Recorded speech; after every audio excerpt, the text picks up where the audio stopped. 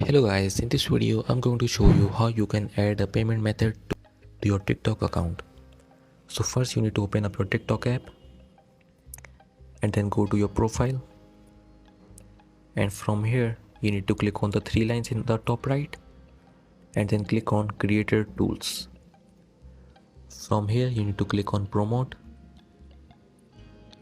and here you need to click on the three dots on the top right, and here click on Payments, and after that you need to click on Add Payment Method.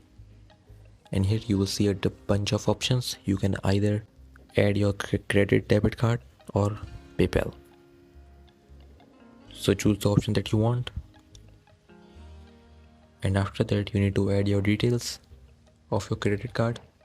If you want to add PayPal, you need to link your PayPal account to your TikTok account. So this is how you can add payment method to your TikTok account. I hope you found this video useful. Please hit the like button and don't forget to subscribe to our channel. And thank you for watching.